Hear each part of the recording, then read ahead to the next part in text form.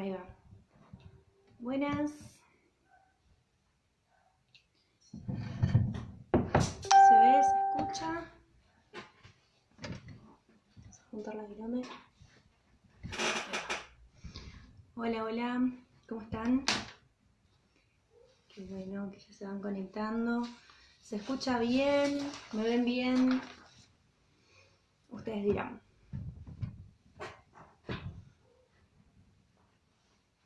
Voy a acomodar un poco.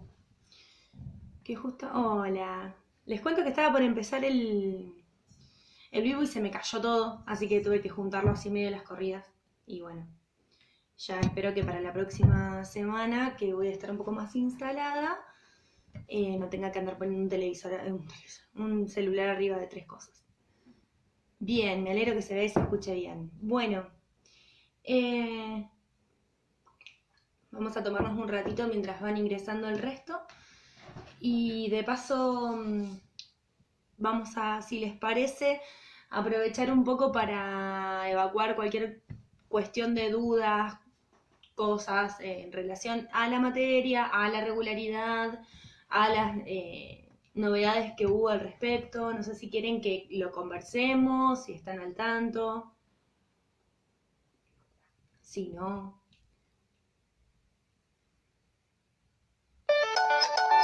Uy, perdón. Vamos a ver si le puedo sacar el sonido. Esperen.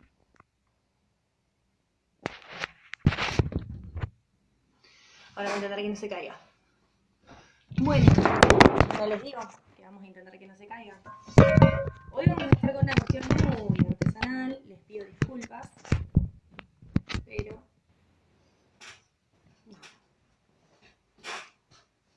no tengo los artefactos tecnológicos necesarios como para. Bueno, quiero contarles un poco las novedades que deben estar un poco quizás al tanto, que es lo siguiente: por resolución del Consejo Directivo, como ya sabemos, que un poco lo habíamos adelantado, no se van a tener en cuenta las asistencias, ¿sí? Esto ya estábamos al tanto, de hecho yo les había dicho desde el primer momento que por una cuestión obvia no íbamos a tomar asistencia, así que con eso se quedan tranquilos. Sí hay que tener en cuenta que como condición de regularidad, la Facultad de Psicología indica un trabajo práctico englobador que va a ser uno por cada materia, a excepción de aquellas materias que son prácticas, que no es nuestro caso, ¿sí? Que no es nuestro caso, pero que tendrán que ser los trabajos prácticos. ¿Cómo nos vamos a manejar nosotros en relación a estas cuestiones? Bueno, nos vamos a manejar de la siguiente manera. Vamos a hacer un único trabajo práctico, ¿sí? Una única temática, una única consigna para todas las comisiones. Así que bueno, ustedes, lo que me parece que todavía nos queda por afinar, pero supongo que va a ser así, es que van a tener que entregarle el trabajo práctico a la persona con la que ustedes estén inscriptos. De todas formas, eso yo se los voy a comentar bien en fino en el momento en el que eso esté definido. ¿De qué se va a tratar el trabajo práctico? Todavía no lo tenemos charlado bien en fino como cátedra, hay un par de ideas, sí, lo que llegamos a esta idea de la unificación, es decir, de que todos tengan la misma forma. Van a tener tiempo para hacerlo, así que en eso también quédense tranquiles. Y seguramente va a ser sobre cuestiones que hayamos dado, ¿sí? Posiblemente sea establecer algún tipo de relación entre algunos textos de algunas unidades, pero nada demasiado elaborado. Sí, para tener un monitoreo de lo que va a ser la lectura, que a mí me parece que en ese sentido nos puede llegar a servir como, ¿cómo decirlo? Como una especie de termómetro, de ver más o menos por dónde andan, y a la vez pienso que al tener esta idea de que no se puntúa, solo es aprobado o no aprobado, también me parece que en algún punto, al menos en mi caso, me va a servir para ver, digamos, qué cuestiones es más importante revisar, o qué cuestiones por ahí conviene recomendar rever en una clase de consulta, ¿sí? Si tienen alguna duda en relación a eso, váyanla escribiendo. Igual quiero como traer tranquilidad, no va a haber ningún martes 13, no vamos a salir con ninguna cosa extraña. Por otro lado, comentarles un poco lo que se viene de acá en más, ¿no? Nosotros hoy vamos a trabajar Berkeley. La última clase antes de las vacaciones trabajamos OCAM y mi idea de hoy, como Berkeley es bastante fácil, es también presentar un poco a Hume, que es el que le continúa, y ahí estaríamos cerrando lo que es la modernidad. Ya pasamos de la antigüedad a la modernidad. Y nos quedaría un texto de Castoriadis que se llama Imaginación, Imaginario y Reflexión, que es un texto que reviste muchísima dificultad. Entonces, ¿qué vamos a hacer? Vamos a hacer lo siguiente. Hoy vamos a trabajar Berkeley y vamos a presentar a Hume. La próxima clase vamos a trabajar a Hume y vamos a trabajar a Freud, que vamos a trabajar a un Freud muy, ¿cómo decirlo? Muy inicial, ¿sí? Un Freud muy neurólogo. Vamos a dar un texto incluso que forma parte de las antípodas del psicoanálisis, ¿sí? No es un texto que tenga que ver exclusivamente con conceptualizaciones del psicoanálisis, sí tiene que ver con las bases del psicoanálisis. Es un texto que ha sido bastante dejado de lado, que es el análisis comparativo de las parálisis histéricas, el texto que vamos a trabajar. Dani pregunta si para regularizar, es necesario un trabajo práctico. Sí, es necesario un trabajo práctico. Las consignas se las voy a dar yo, van a ser las mismas consignas para todas las comisiones y desde luego que me van a tener a disposición para cualquier tipo de consulta en relación a ese trabajo práctico. Así que quédense tranquilos. Ese trabajo práctico también va a tener una instancia de reedición en caso de que algo no funcione, ¿sí? El trabajo práctico es individual, Celi, sí, es individual. En caso de que, aunque pueda hacerse en grupos de hasta 3 personas, ¿sí? Eso lo pueden elegir ustedes. Yo no les puedo obligar a hacerlo en grupo por la situación en la que estamos. O sea, por más que yo de millennial no tenga mucho, más que la edad, porque evidentemente para la tecnología no funciona. De hecho, me empecé el vivo, se me cayó el celular. Y entiendo que lo pueden hacer por videollamada, por documento de Drive, por lo que ustedes quieran. Se puede hacer en grupos de hasta 3 o se puede hacer de manera individual.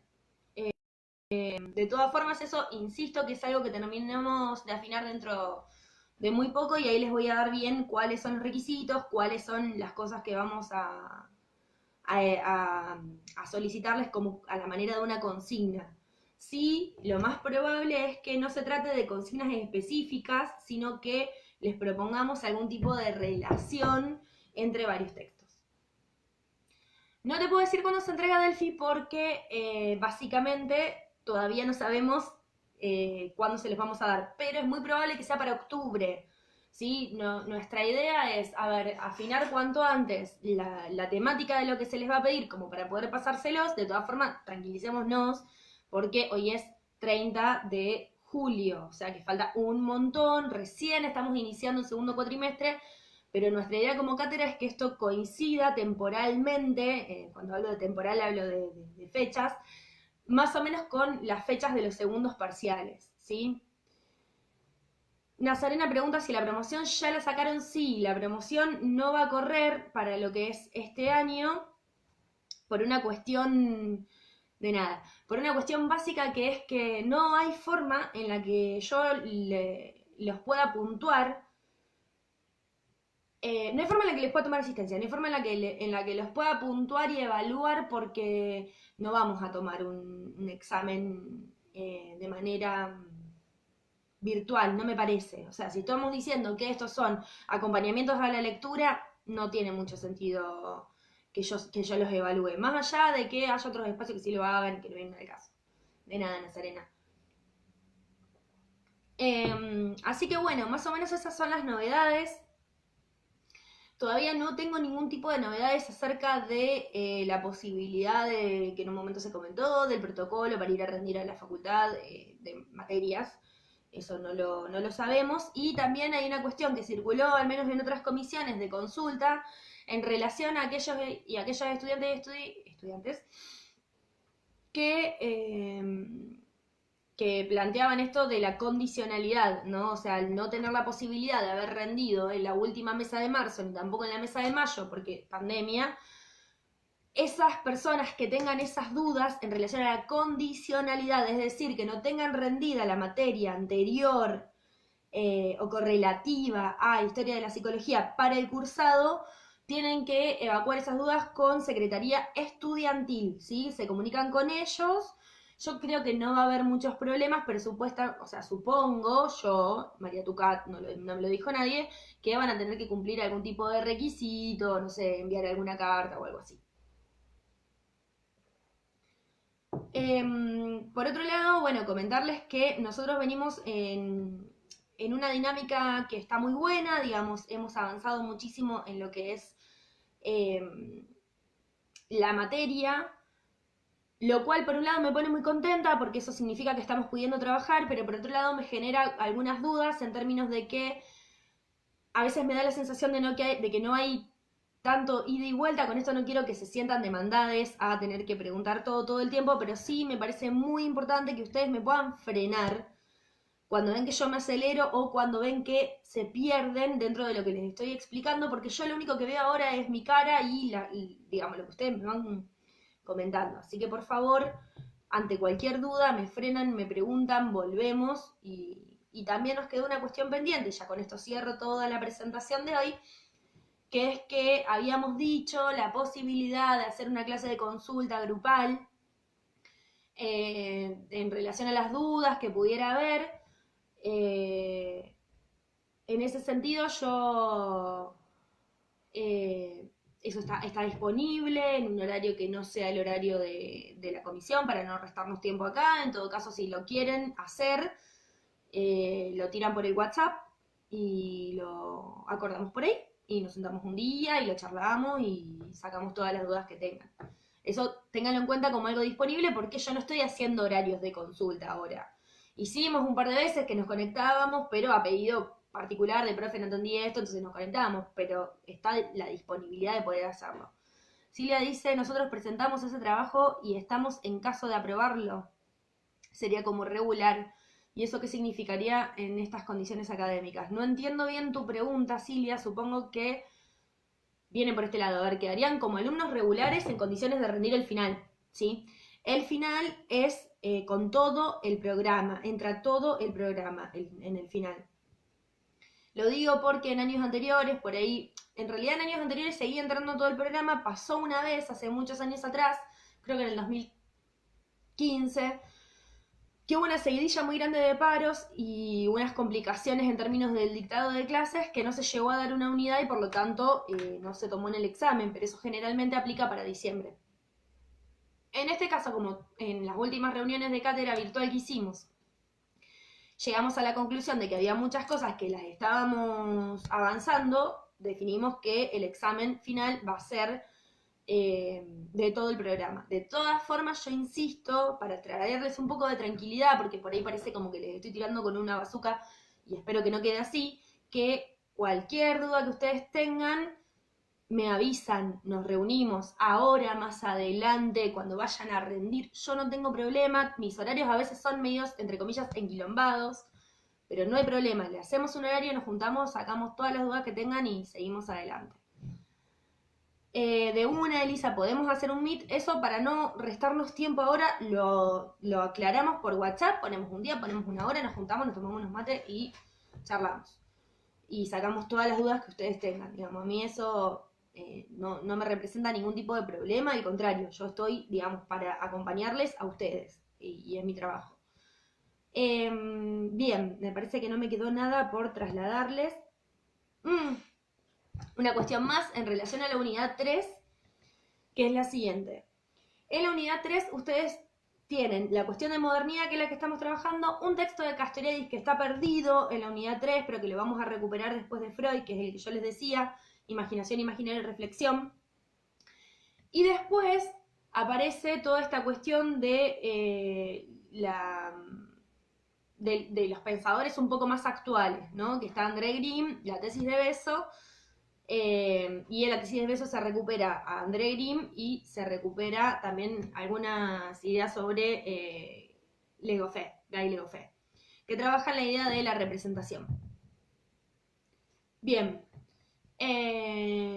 esos textos, el de Grimm y la tesis de Beso, los van a dar con Marta, ¿sí? Los van a dar en los horarios de el teórico. Por digamos, por la plata, por como lo venga haciendo Marta, que creo que lo está haciendo también por Facebook. Eso no significa que no me puedan hacer consultas al respecto. Sí, lo que significa es que no lo vamos a dar nosotros en los vivos que hacemos, ¿sí? Vamos a terminar de dar los modernos, vamos a dar a Freud, vamos a dar este texto de Castoriadis y vamos a pasar a mi criterio, la unidad más linda de la materia, que es la de historia reciente, en términos de historia de la psicología, en lo que es América Latina y en lo que es Argentina. Así que esas son más o menos las novedades de cómo nos vamos a ir manejando. Insisto en que después, el programa del 2019 es el mismo que el de este año. Estoy 89% segura que sí, pero no lo recuerdo exactamente. Sé que en el 2019 sacamos el texto de...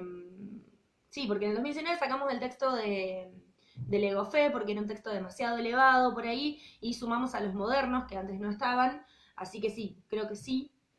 Pero déjame que lo chequee y lo vemos, Pame. Pero si hay alguna modificación es muy pequeña, porque me parece que no hubo. Así que tranquis. Bien. ¿Alguna duda más hasta acá? ¿O arranco con el amigo Berkeley? Que nunca sé nombrarlo bien, si es Berkeley o Berkeley. Pero bueno, eso es una cuestión más de idioma.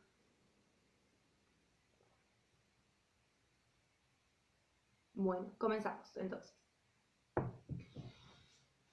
Lo que habíamos empezado a marcar con Occam era esta idea de la filosofía preguntándose en relación a la problemática de la representación, pero en lo que es la modernidad. Yo lo que les decía en la última clase es que nosotros habíamos... no encontró el programa del 2020, Pame. Bueno, sí. Entonces, si no lo encontraste, es posible que sea porque como... A ver, como el directivo está sesionando, pero a la vez está sesionando por la vía virtual, es posible que no estén todavía validados los programas, lo que él nos significa, ¿sí? Silvia, la diferencia entre libres y regulares sí existe. Las personas que rinden libre, cuando se tomen las mesas de exámenes, van a rendir primero en la instancia escrita y después en la instancia regular. Lo que no hay este año es promoción, ¿sí? Las personas que entreguen el trabajo práctico y ese trabajo práctico esté aprobado, quedan en condición de regular y cuando van a rendir, rinden las preguntas que nosotros tomamos escrito, a menos que el protocolo indique lo contrario, pero hasta ahora tomamos escrito. Se le hacen 3 preguntas y ahí rinden. Igual para eso falta un montón. No se enreden, yo por ahí trato de pasar esto rápido para que a ustedes no les agarre la locura de, ay, ¿cómo vamos a hacer? No se apuren, no se vuelvan loques, yo les voy a acompañar y va a salir todo bien y van a rendir re bien y después nos vamos a tomar un porral. Así que quédense tranquilos. Bueno, retomo un poco la idea de Berkeley. Entonces, yo lo que les decía es que un poco lo que propone la modernidad es una revisión de lo que fue la filosofía en la antigüedad, de cara a las nuevas conceptualizaciones y de cara también a un gran impacto de lo que fue el cristianismo. No nos olvidemos que muchos de los autores que nosotros dimos en relación a la antigüedad, escribieron incluso antes del cristianismo y aquellos que no, como por ejemplo Castoriadis, no deja de establecer la sistematización del conocimiento de una sociedad que era politeísta, ¿sí? De los griegos.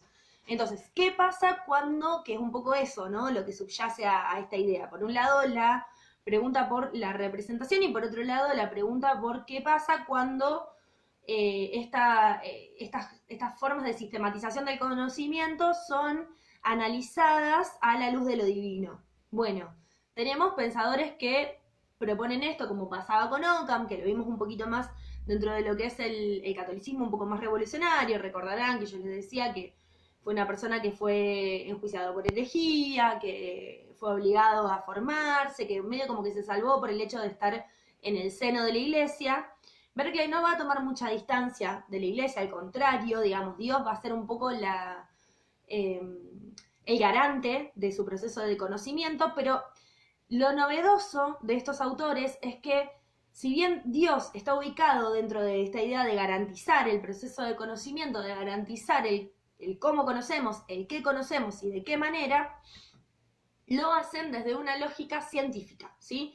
No es porque Dios lo dice y ya, sino que hay una explicación científica y válida de por qué Dios es el garante del conocimiento, ¿sí? No solamente, como decía Santo Tomás de Aquino y como decía también San Agustín, comprobaremos la existencia de Dios, sino que no será necesario porque directamente pasará científicamente a ser el garante y sin Dios no habría forma de conocimiento, ¿sí? Hasta esos hilos tan finos de la ciencia llegó el cristianismo y el catolicismo, y con esto no estoy criticando una teoría religiosa o un posicionamiento religioso, sino que lo que estoy criticando en algún punto es la postura epistemológica, ¿no? Cómo epistemológicamente Dios pasa a ser el garante de todo aquello que conocemos.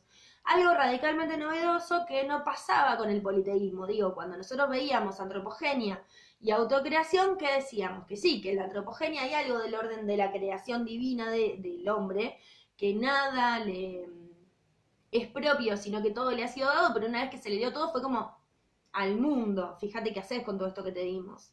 Y en autocreación directamente hay una separación con lo divino, en el sentido de que los hombres se autocrean a sí mismos por estos procesos de autonomía. Bueno, acá no. Acá Dios es el que garantiza el proceso de conocimiento y en todo caso habrá que ver que la tarea de los filósofos sea no tanto evangelizar, sino enseñar a conocer. Y en ese enseñar a conocer es enseñar a conocer que es Dios el que garantiza el proceso de conocimiento. ¿Sí? Todo esto para decir que lo que nosotros estamos trabajando en relación al texto de Berkeley es la primera parte, la segunda parte no se editó nunca, así que mucho de ella no sabemos. Pero sí lo que podemos decir es que si tenemos que reducir todo el texto de Berkeley a una palabra, esa palabra es percepción. El eje de Berkeley está en la percepción, ¿sí? Él lo que va a decir es que ser es ser percibido. No podemos separar al ser del ser percibido. Y ahí como que se va a preguntar un poco qué es ser percibido, y lo que va a decir es que el ser percibido es el estado, ¿sí?, de ser percibido por un percipiente. Lo repito, el estado de ser percibido por un percipiente. ¿Qué es un percipiente? El sujeto que percibe. Entonces, ¿por qué el eje está en la percepción? Porque ser, que algo exista, que algo sea, para que algo exista, tiene que ser percibido. ¿Qué significa que es percibido? Que es percibido por un percipiente. Hay un sujeto que conoce por medio de la percepción a un objeto. Ya veremos más adelante que si un objeto no puede ser percibido, ese objeto o no existe o su existencia no importa. Pero no nos adelantemos tanto. ¿Qué es lo que nos va a decir Berkeley para tratar de fundamentar esta tesis, que la vuelvo a repetir, que ser es ser percibido y que ser percibido es un estado de percipiencia, ¿sí? Es un ser percibido por un ser percipiente. Va a decir que la mente humana, ¿sí?, conoce ideas, no conoce objetos. Y va a decir que las ideas pueden ser de tres clases. Pueden ser las sensaciones, el pensamiento y la imaginación. Entonces, la mente humana no conoce ideas, sino que conoce objetos, y que las ideas pueden ser de tres clases: sensaciones, pensamiento e imaginación. ¿Sí? Entonces, ¿cómo la mente humana a las ideas? La conoce, yo voy a ir de a poco tratando de... No funciona. Ahí está. La conoce por medio de un ser cognoscente, ¿sí? tiene que haber un ser cognoscente, podemos decir, hablando en criollo, con capacidad de cognoscencia, con capacidad de conocer esas ideas. Entonces él va a decir que la mente y el espíritu forman el yo. Y ahí es parecido al pensamiento de Hume. Sí. Por eso yo generalmente los doy juntos, pero bueno, como también estamos tratando de verlo conocido y de verlo diferente, los vamos a dar a los dos, pero en dos clases. Berkeley ahí se pregunta qué pasa con los sentidos, ¿no? Él dice, bueno, pero ¿qué onda los sentidos? ¿Percibimos por los sentidos?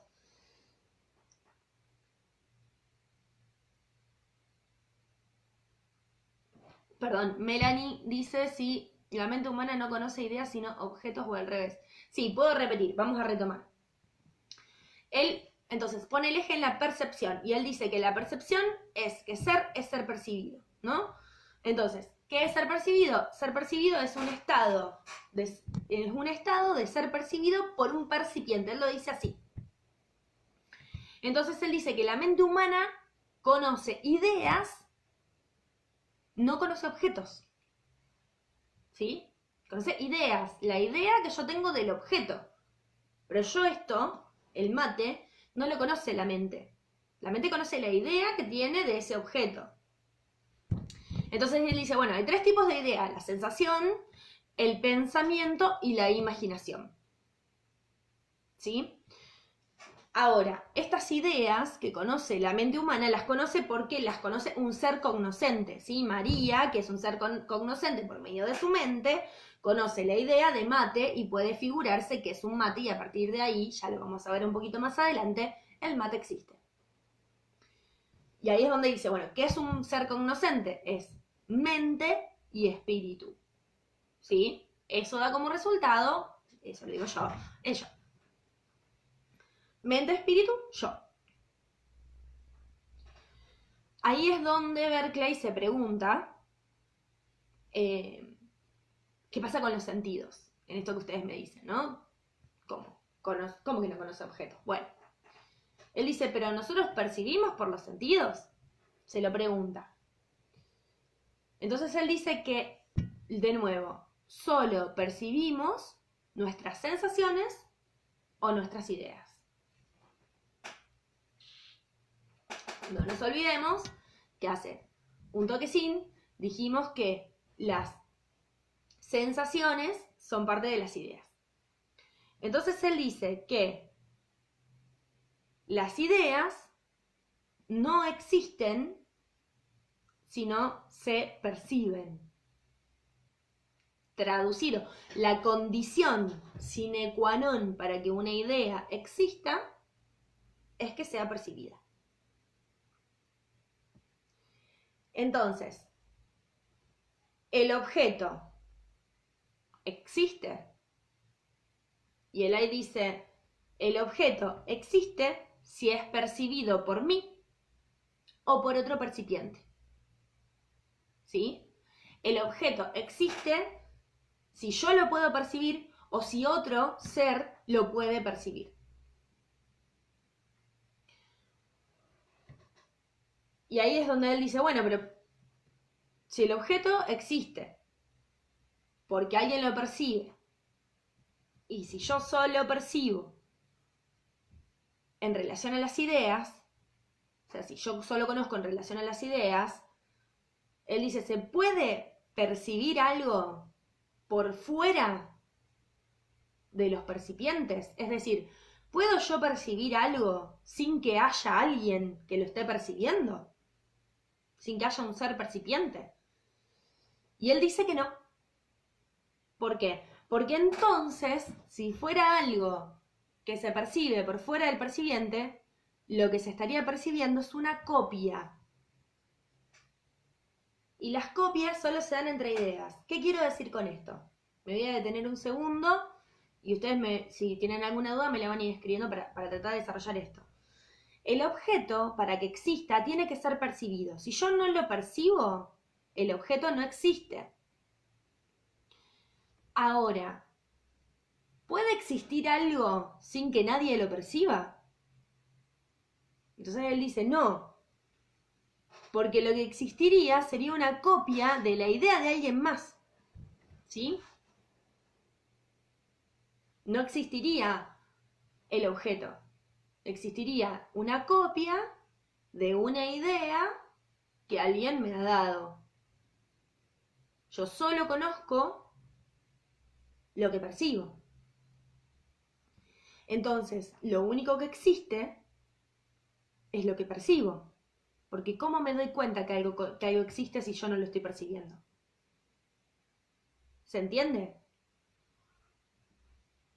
Parece algo súper mega rebuscado, pero es una pelotudez grande como una casa. De hecho, a Berkeley lo han destruido de un millón de formas.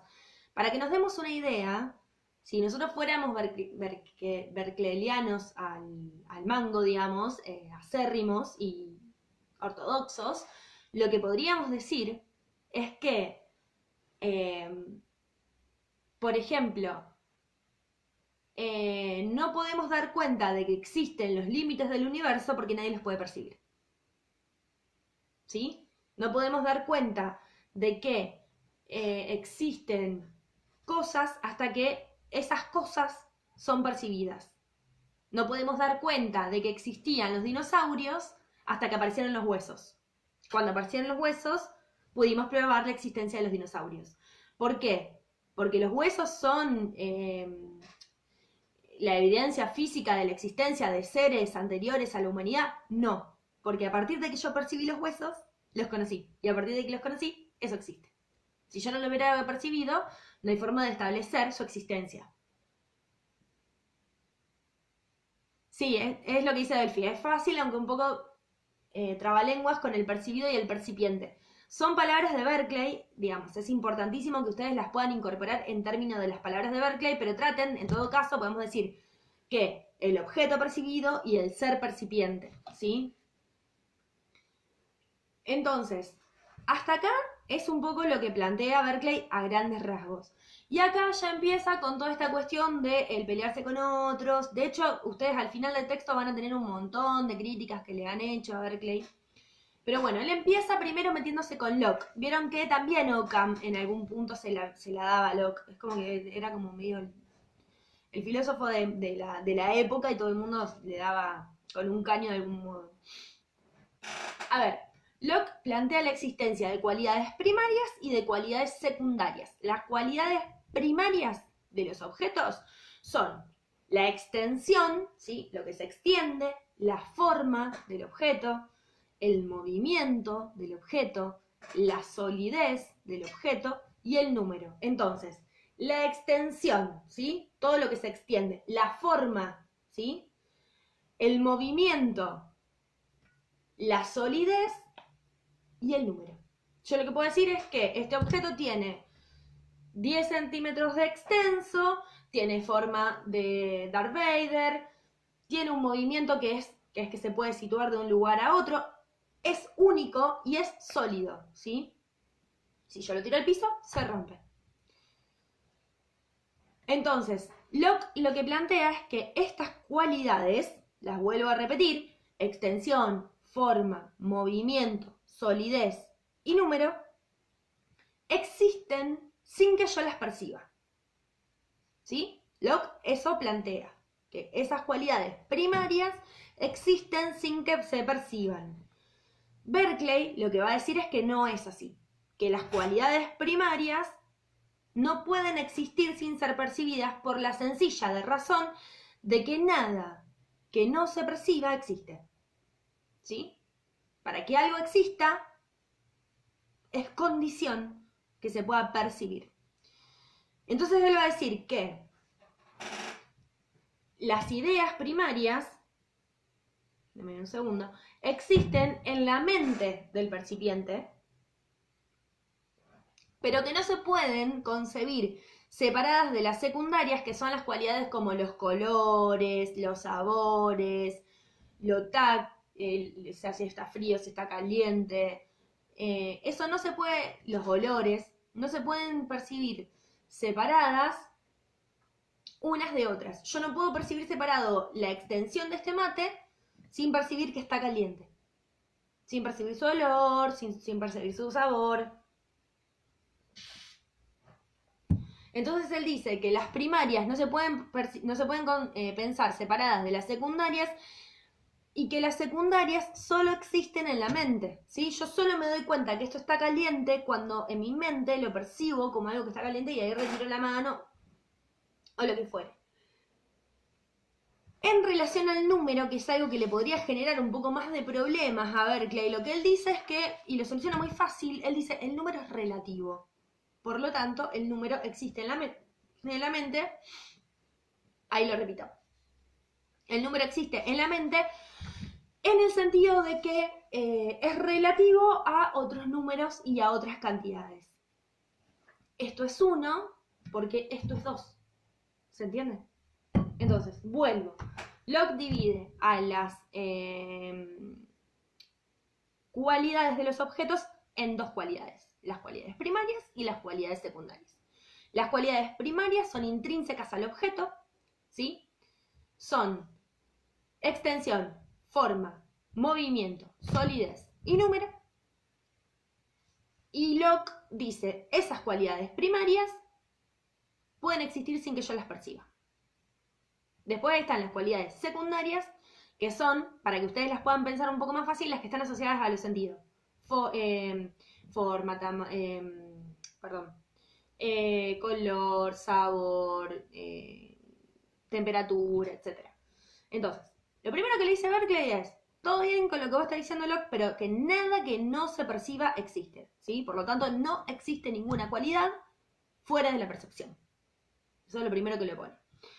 Y ahí dice que las cualidades primarias son ideas que existen en la mente y que esas ideas que existen en la mente del percipiente no se pueden concebir separadas de las cualidades secundarias. Por lo tanto, Delphi, la cuestión de que no se separan lo plantea Berkeley, ¿sí? Berkeley dice, no podemos separar cualidades primarias de secundarias.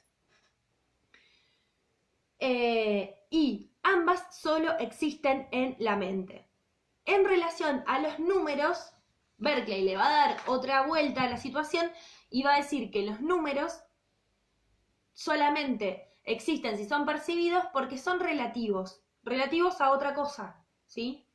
Los números no tienen existencia propia, no tienen existencia individual, no tienen existencia separada de las otras cualidades, ¿sí? Porque son relativos a otros números.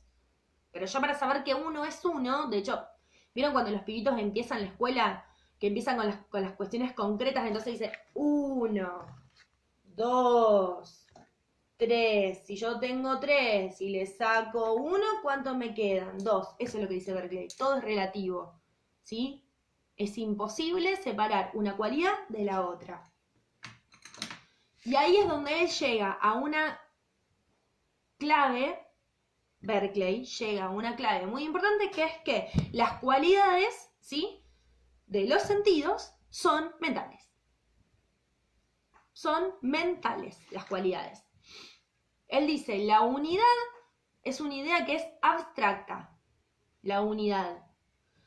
Las cualidades primarias como la figura, la extensión y el movimiento son relativamente iguales que las secundarias, como, qué sé yo digo, no sé, rojo, azul, amargo, suave, frío.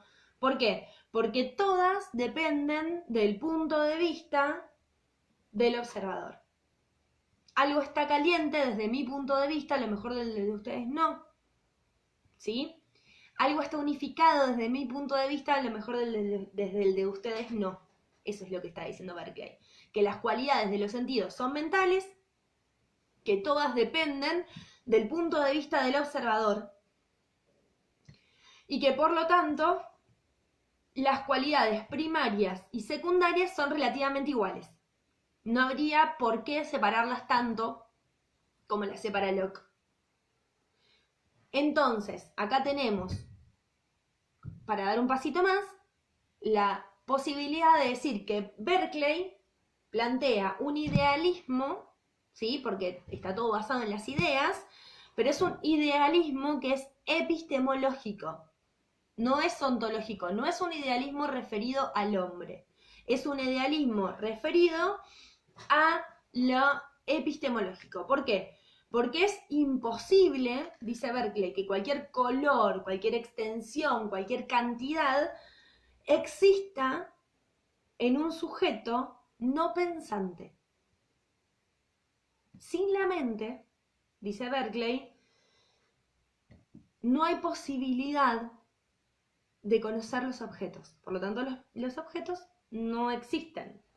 Sin mente no hay objeto externo. Fíjense cómo la cosa está ubicada en lo epistemológico, es decir, en el proceso de conocimiento y no en el sujeto que conoce. Sin mente no hay objeto. Cualquier cualidad, nos va a decir Berkeley, depende de una sensación que depende de un órgano que conoce, pero fundamentalmente depende de una mente consciente que puede percibir eso. Entonces, él dice, ¿qué pasa con el sujeto no pensante, no? ¿Qué pasa con el sujeto no pensante? Entonces él dice, bueno, a ver, puede haber materia sin mente, pero esa materia sin mente solo puede ser conocida por un sujeto pensante, ¿sí? Puede haber materia sin mente. Qué sé yo, la lapicera es materia sin mente, pero solo es conocida por un sujeto pensante. Y solo existe porque hay un sujeto pensante que la percibe, que de eso genera una idea y que comprueba su existencia. Díganme si me entienden hasta acá, si les queda alguna duda, porque digamos, de acá podemos avanzar un poquito más si no, pero díganme cómo vienen hasta acá.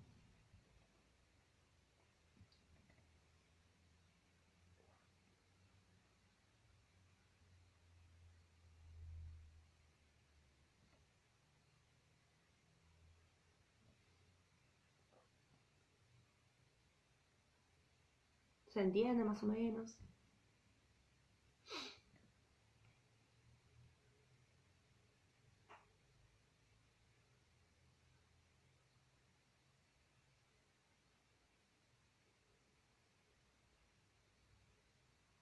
¿Cuánto delay que tenemos? O capaz que están anotando, no sé.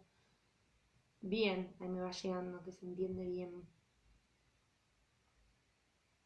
Bien, genial, genial, genial, genial.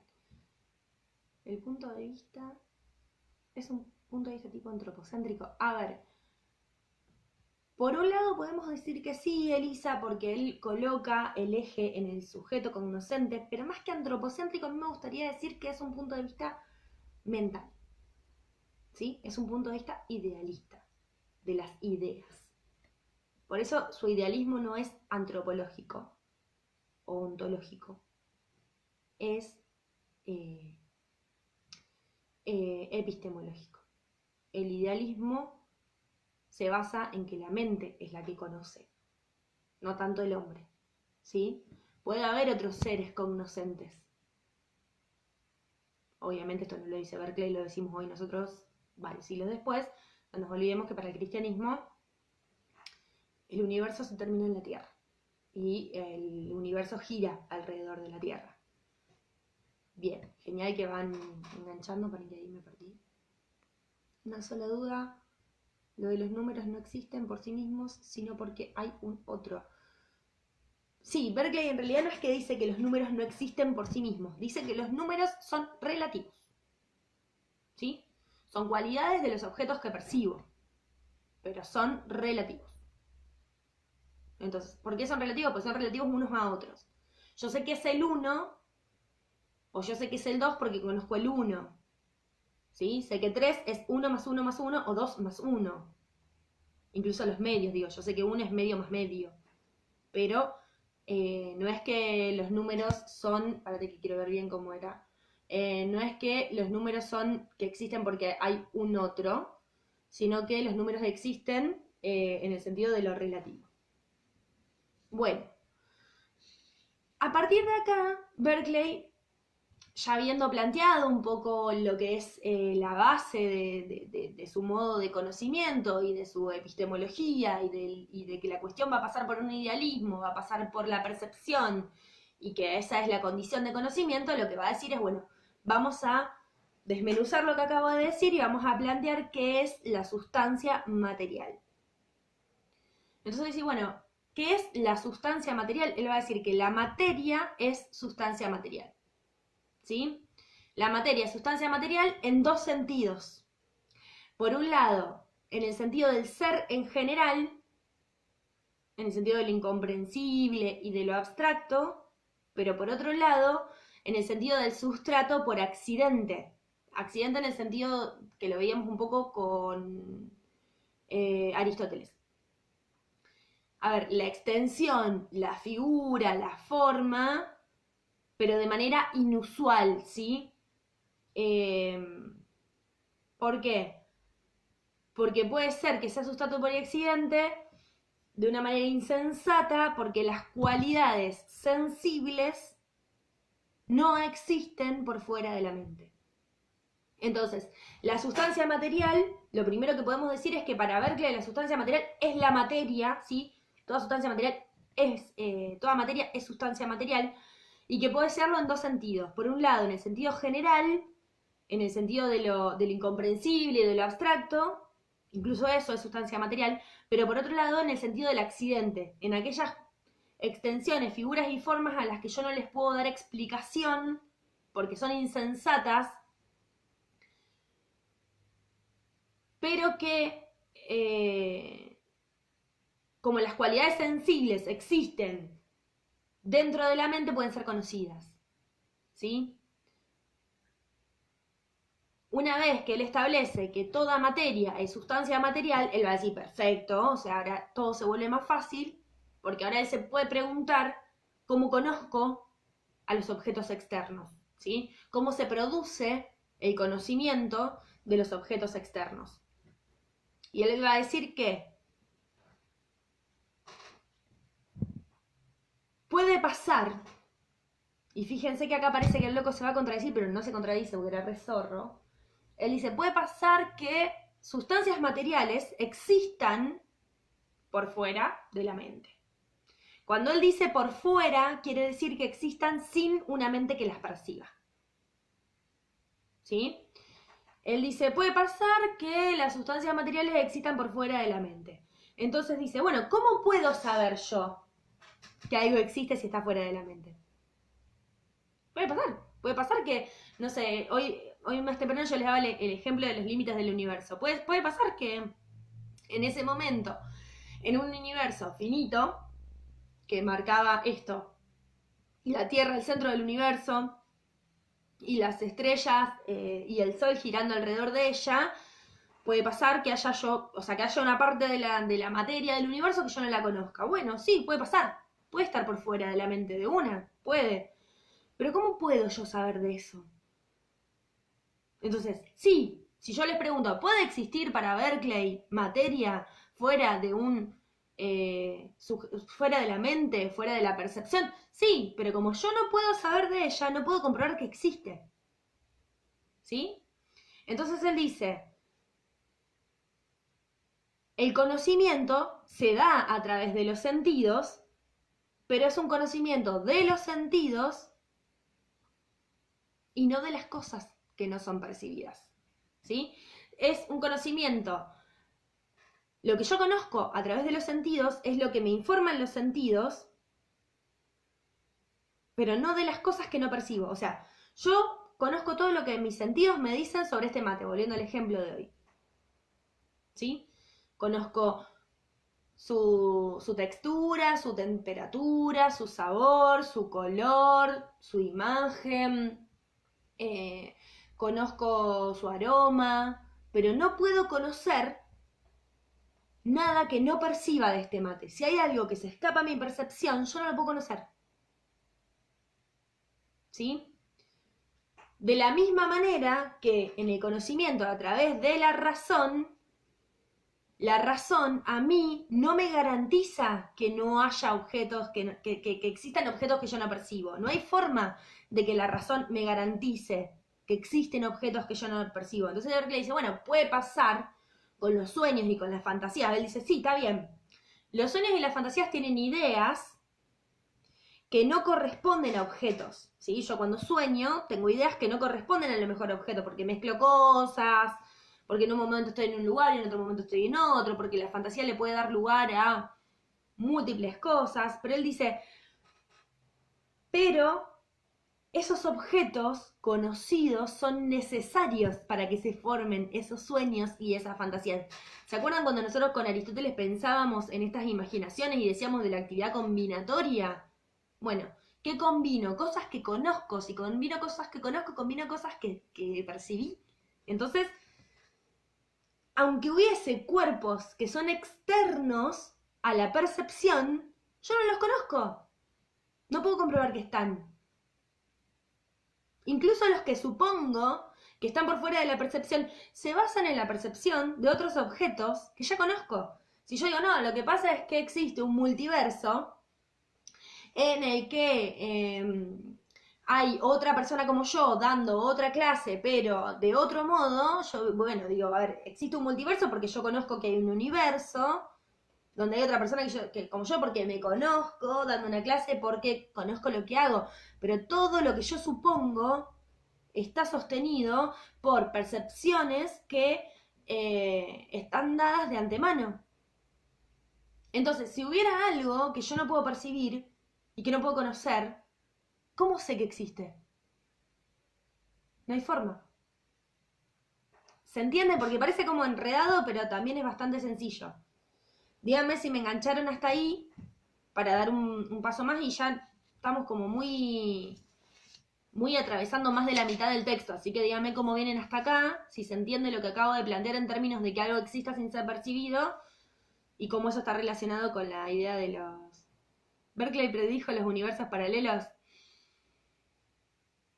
¿Qué sé yo? Vos decís, Dani, no sé. Yo la verdad es que de Berkeley sé, digamos, cuestiones como muy escuetas. No soy filósofa y mucho menos en relación a lo que es, la modernidad. Pero bueno, sí lo que podemos decir es que muchos autores que han planteado en ciencia ficción sí, sobre todo en ciencia ficción se han basado en ideas relacionadas al idealismo. No tanto te puedo decir en relación a las teorías cuánticas o a la teoría de las cuerdas, que son las que sostienen la idea de los multiversos, pero de una lógica más científica, porque ahí toco totalmente de oído. Bueno, genial que se entiende. Buenísimo. Bien. Genial. Bueno, entonces, volvemos a esta idea, ¿no? Si hubiese un cuerpo externo a la percepción, nunca lo podría saber. Hasta que lo perciba. Cuando lo percibe, existe. Un capo. Parece que le cierra por todos lados, después lo destruyen, pobre chabón, pero bueno, no importa. Ahí es donde él se pregunta, ¿qué causa una idea? ¿Se acuerdan que yo les dije que Dios iba a ser el garante un poco de todo? Bueno, acá aparece. Él dice que las ideas solo existen en la mente, ¿sí? Solo existen en la mente. Y no tienen el poder de causar ningún efecto. A mí se me ocurre una idea, la idea existe en la mente, no hace ningún efecto sobre la materia, la idea. Solo está ahí adentro de la mente. Entonces dice, bueno, ¿qué genera una idea? El primero plantea la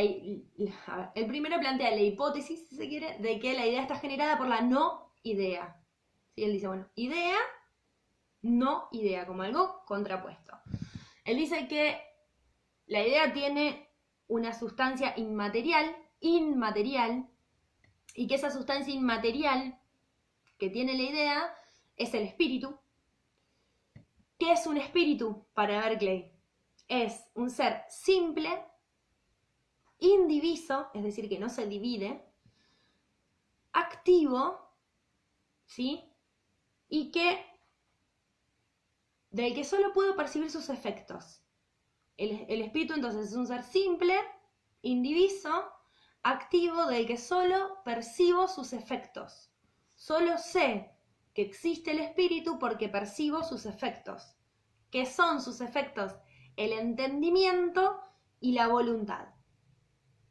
¿Sí? El entendimiento es el que percibe las ideas y las entiende, y la voluntad es la que opera con esas ideas o las produce. Por lo tanto, una idea no puede generar ningún efecto sobre la materia, pero a través del espíritu puede influir. Si yo tengo la idea de que tengo hambre, la idea en sí misma no me va a hacer aparecer una hamburguesa, pero por la vía del espíritu que tiene entendimiento, que dice, bueno, sí, tengo hambre, y que tiene voluntad, dice, bueno, me voy a poner a hacer una hamburguesa. ¿Sí? ¿Cómo se crea una idea? Entonces ahí es donde, como les decía, aparece Dios. Solo Dios tiene la capacidad de crear ideas. Solo Dios, a partir de su don divino, tiene la capacidad de crear ideas. Y ahí es donde podemos ordenar un poco la situación y plantear la existencia de las leyes de la naturaleza, porque las ideas que se perciben a través de los sentidos son vívidas, claras y se diferencian de las ideas imaginadas. La que yo percibo a través de los sentidos son vívidas y son claras. Yo sé que el mate es negro, yo sé que el termo es plateado, yo sé que estoy viendo la pantalla, yo sé que estoy leyendo lo que ustedes me están diciendo. Son vívidas y son claras. Ahora, las imaginadas son un poco más confusas, no confusas, difusas, ¿sí? Yo me puedo imaginar algo que todavía no le puedo terminar de dar la forma, entonces quizás me lleve más tiempo, quizás no sea del todo claro, entonces hay como estas dos cuestiones. Ahora, los sentidos son los que permiten establecer algo del orden de las reglas para entender a las ideas. ¿Por qué? Porque están regidos por las leyes de la naturaleza.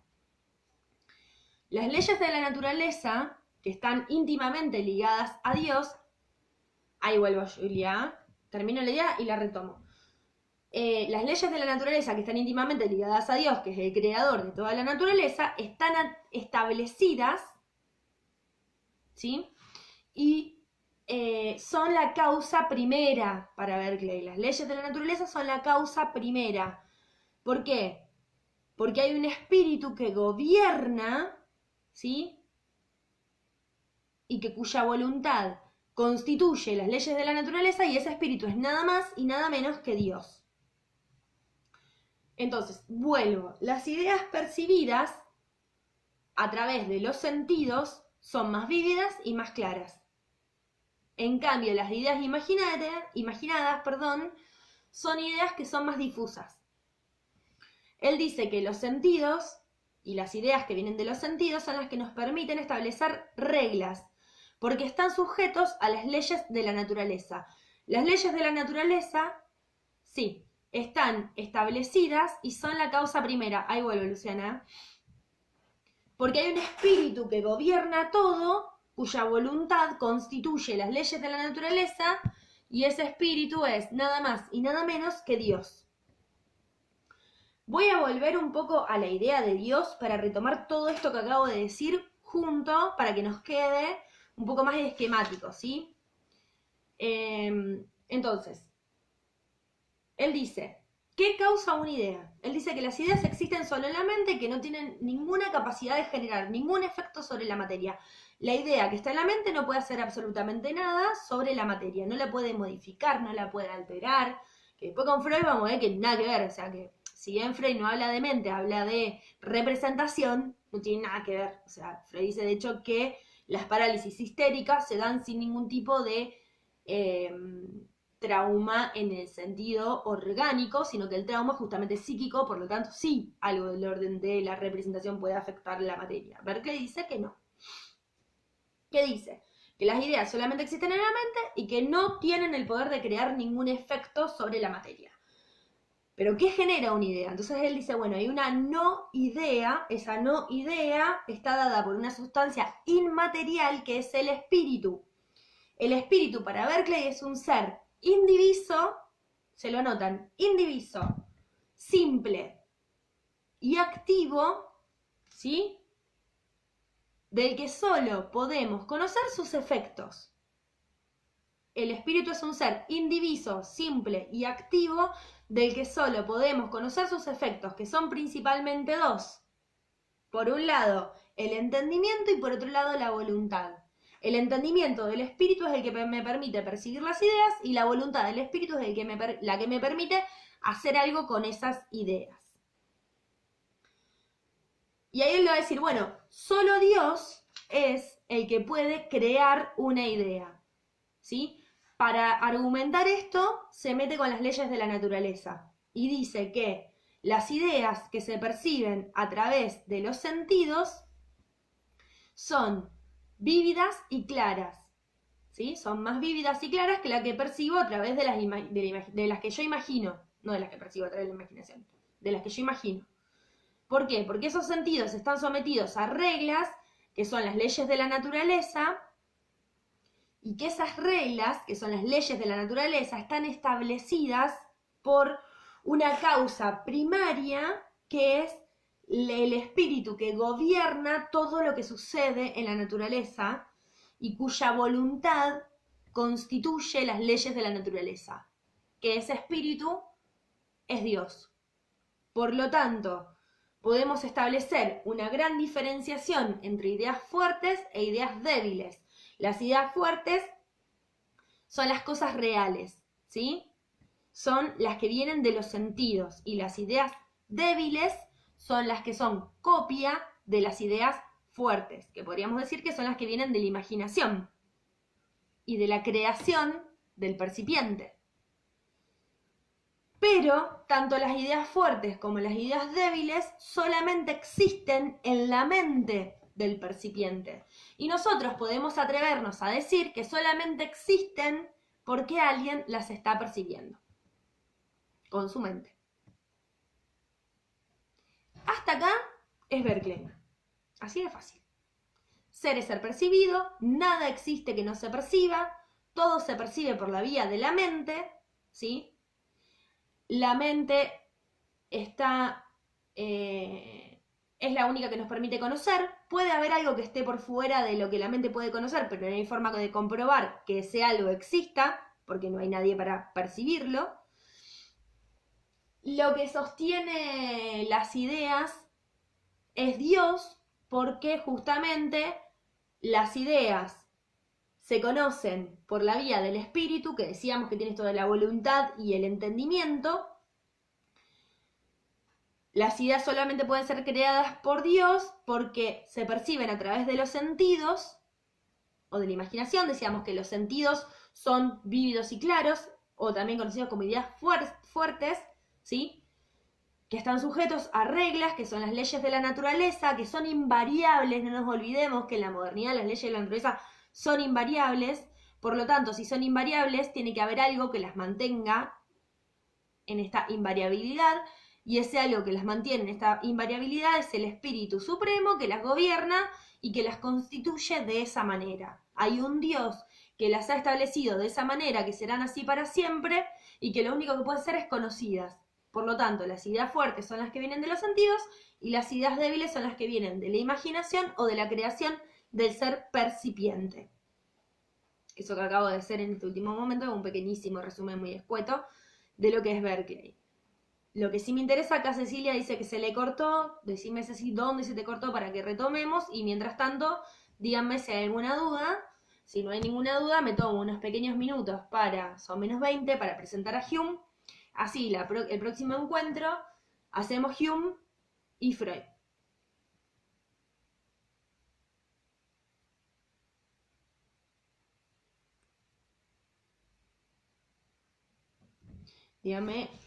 Decime, Ceci, dónde se te cortó, así retomamos ahí y dígame de paso si hay alguna duda. Este texto tiene esta particularidad de que es muy sencillo, pero que todo el tiempo dice lo mismo. Entonces te termina perdiendo entre la similitud de las palabras, perdón, y me agarré con el mate. Ay, perdón. Te termina perdiendo entre la similitud de las palabras, en el sentido de que suenan parecido, y en el vuelterío que da para explicar todo, porque parece como muy catedrático, muy de maestra ciruela, pero bueno, eso tiene que ver con ese modo de transmisión del conocimiento. Se me cortó unos segundos, así que no me perdí. Me alegro un montón de que no te hayas perdido. Me alegro un montón también de que no se hayan perdido tanto hoy. Les pido perdón por la rapidez con la que les trasladé lo de Ockham. Bien. Si alguien tiene una duda, váyanmelo diciendo. Yo voy a correrme un poco esto. Algún día les voy a mostrar lo que sucede acá abajo, que es como ménsulas y cosas, para que ustedes me sigan un poco. Y les voy a comentar un poco, no se asusten, no es tanto, algo de la presentación de Hume. ¿Sí? Bueno. A mí no me quedaron dudas. Qué bueno, me alegro un montón de que no vayan quedando dudas. Después, seguramente las dudas van a aparecer cuando ustedes retomen. Yo lo que no tengo, y ya con esto paso a Hume, es resumen, no tengo guía de preguntas de Ockham. Sí tengo de Berkeley, ya se las voy a subir. Voy a ver si puedo armar alguna de Ockham y alguna de Hume, porque, bueno, no, las otras no las tengo. No las he armado en realidad. Bueno, de Hume nosotros vamos a ver el Tratado de la Naturaleza Humana, también largo, también denso, también vueltero, pero también redundante. Esa es la buena noticia. El Tratado de la Naturaleza Humana es un tratado que a mí me gusta pensarlo como una declaración, ¿no? Un tratado es un poco una exposición, una declaración, una toma de postura en relación a tres cuestiones fundamentales. El empirismo, el escepticismo y el naturalismo, ¿sí?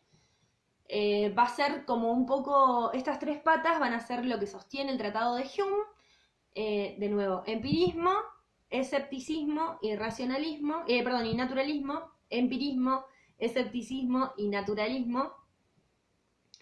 Y es lo que él le va a plantear, le va a permitir plantear la base en relación a la investigación empírica de la naturaleza. Hay una vuelta acá con Hume al empirismo. Él va a decir que la naturaleza humana se puede conocer solamente por la vía del método experimental, ¿sí? Que no se puede conocer la naturaleza humana, voy a correr un segundo, sino es por la vía del método experimental. Obviamente el método experimental del que nos habla Hume es un método experimental que es muy cercano al que conocemos nosotros, en esto de la elaboración de una hipótesis, la comprobación de esa hipótesis y a partir de ahí la verificación o no. Eso ha ido mutando a lo largo de los años, de hecho pasamos de... A ver, el empirismo pasa a decir que aquellas cosas que son comprobables son las cosas que existen y después pasa la idea de lo refutable que trabaja Popper, pero siempre en esta idea de que hay algo de lo empírico, ¿sí? Lo que está, lo que puedo tocar, lo que puedo ver, lo que puedo comprobar. Así que bueno, viene por ese lado. ¿A qué se opone Hume? Bueno, se opone a la filosofía racionalista. Fíjense que parece contradictorio, pero no. Se opone al racionalismo y a la razón en el sentido de que él dice que el comportamiento del hombre está gobernado por las pasiones y no por la razón.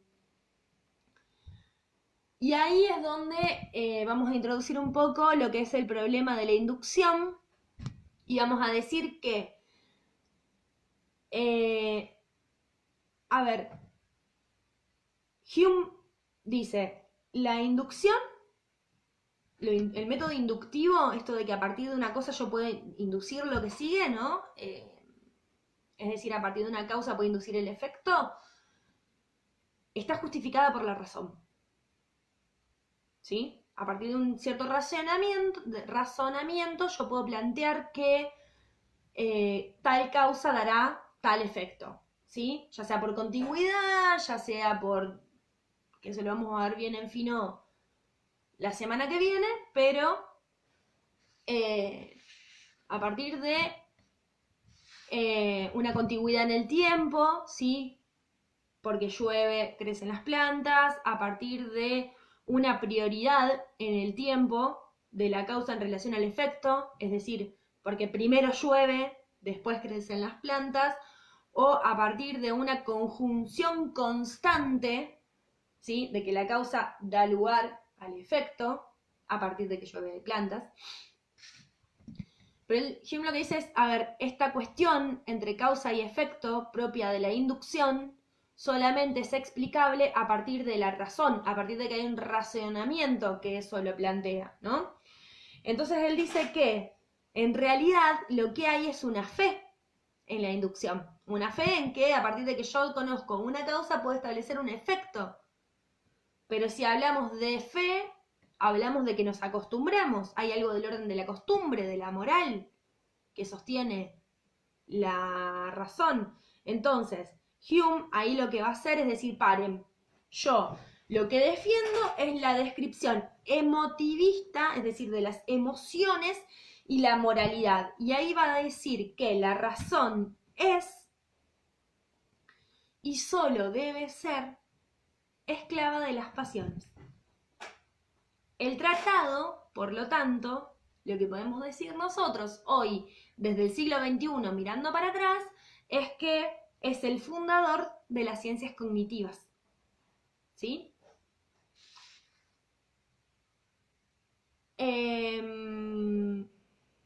Va a poner en cuestión los fundamentos de la ciencia y de la filosofía, pero también va a poner en cuestión la teoría del conocimiento, la ontología, la ética y la idea que viene de la ilustración, la idea ilustrada de las autonomías y de la libertad crítica. Él va a decir que no nos podemos liberar de las pasiones, que las pasiones nos gobiernan y por lo tanto yo no me puedo desembarazar de las pasiones, y va a decir que eso no le va a impedir hacer de la naturaleza humana una ciencia rigurosa, ¿sí? Del mismo modo que hay una ciencia rigurosa de la naturaleza.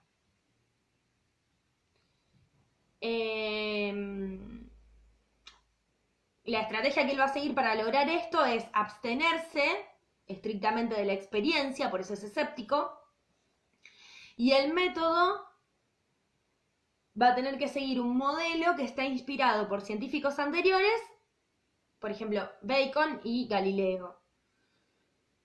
A ver, lo que va a intentar es marcar que todo el saber del hombre va a partir de la experiencia y va a estar fundamentado en esa experiencia. Y me parece que lo dije medio complicado, así que les pido por favor que me digan si me entendieron esto que acabo de decir, porque me parece que fui rápido y complejo. Pero si lo entendieron, buenísimo.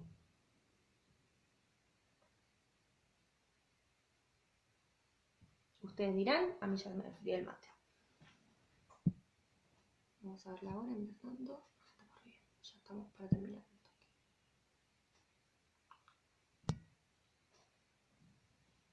¿Se entiende un poco lo que es la presentación del Tratado de la Naturaleza Humana?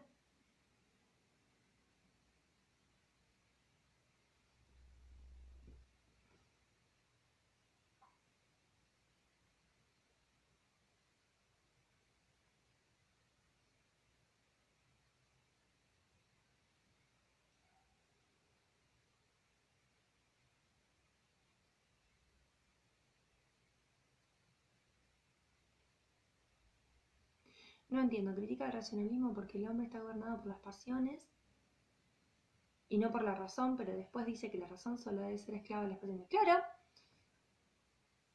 es justamente eso que estás diciendo, Delphi. A ver, él dice que critica el racionalismo porque él dice que la razón en realidad es algo en lo que nosotros confiamos, ¿no? O sea, el método inductivo, que es el que se basa en el que se basa el racionalismo, que es que a determinada causa le sigue determinado efecto, es algo en lo que nosotros confiamos ciegamente porque pensamos que es así y porque lo argumentamos que es así, pero lo que dice es que esa confianza y esa costumbre, ¿sí?, de seguir este método, lo que nos está diciendo, o sea, lo que nos oculta es que está basado en las pasiones que sostienen esa confianza y esa costumbre, ¿sí? Entonces, él no es que va a decir que no...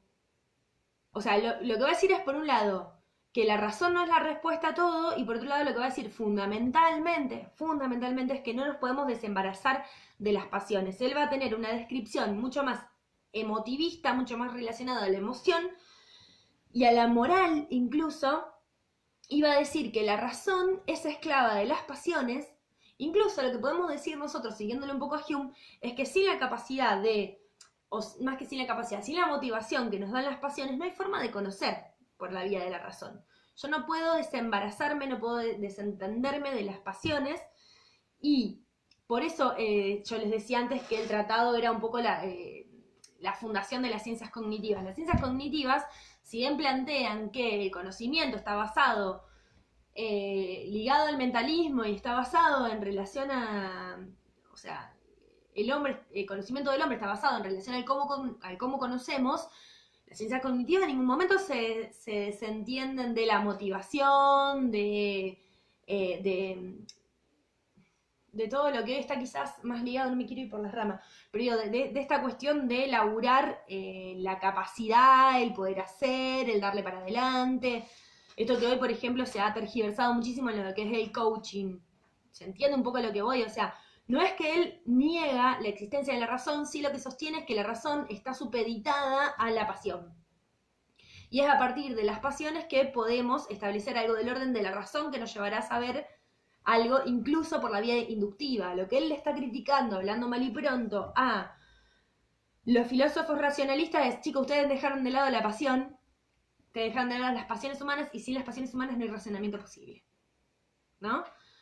¿Por qué? Porque no hay una libertad crítica, ¿sí? Yo no puedo conocer la naturaleza humana como ciencia rigurosa sin conocer las pasiones que mueven a esa naturaleza humana. Pero conocer las pasiones no implica que la cosa deje de ser científica, no implica que la cosa deje de ser rigurosa. ¿Cómo hacemos para que la pasión nos diga algo de lo científico? Bueno, guiándonos por estas tres patas que les ubicaba al principio, que tienen que ver con el empirismo, con el escepticismo y con el naturalismo, ¿sí? A ver, sé algo del orden de las pasiones porque empíricamente me permiten conocer, pero a la vez el escepticismo es el que me permite decir: bueno, pará, está bien, el racionalismo me da la explicación, pero ¿por qué me da la explicación? ¿Y por qué es racional? ¿Y pero por qué es racional? ¿Y porque la razón lo indica? ¿Y pero por qué confiamos en la razón? Porque estamos acostumbrados. Y porque pensamos que la razón es la base del conocimiento, pero no necesariamente es así. ¿Se entiende un poco más o menos por ahí?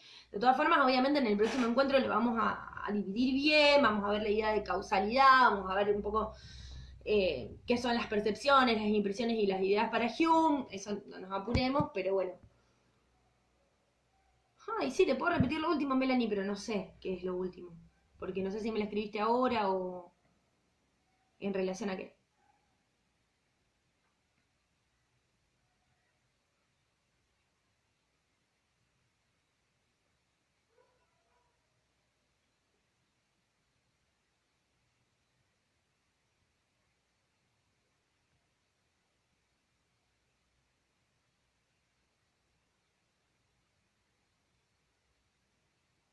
¿Qué sería lo último? Así más o menos me guío.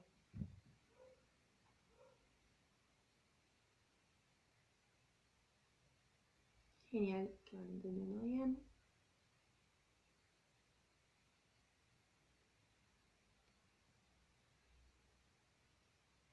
Bueno, perdón. Lo que pasa es que por ahí me embalo hablando y no me doy cuenta si ustedes me están hablando en el momento o sea, si retomo desde donde dije lo último, bueno, ustedes me entienden. La que no me entiendo soy yo. Semana que viene, hagamos una cosa. La semana que viene vamos a terminar Hume y vamos a hacer, a ver, quiero ordenarme un segundo. Ustedes tienen dos textos de Freud, ¿sí? Uno es este que les hablaba, que son las parálisis, y el otro es Pulsión y sus destinos, pero que lo van a ver ligado al concepto de pulsión que trabaja Grimm. Así que supongo que lo van a hablar un poco más con Marta. Yo les propongo esto.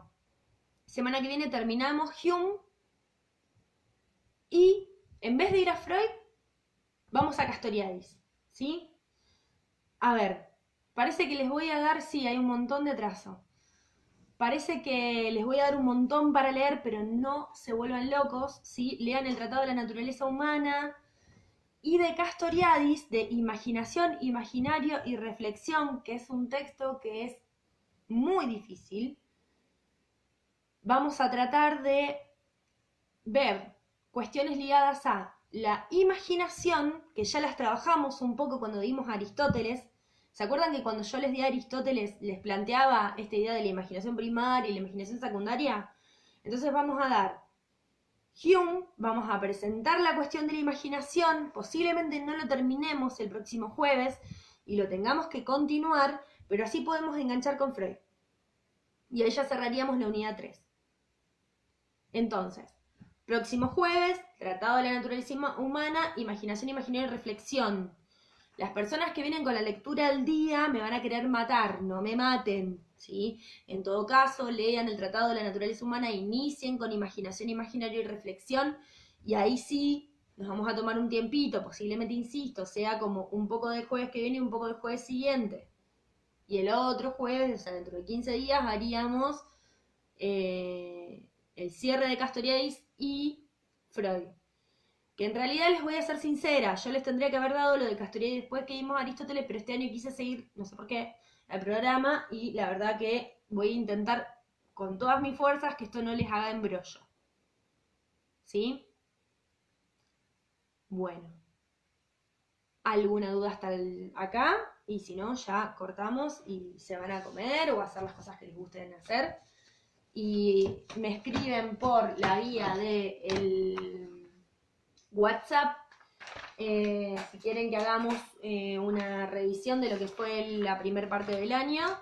Hacemos una videollamadita, una videollamada, escúchame, una videollamada, si les parece.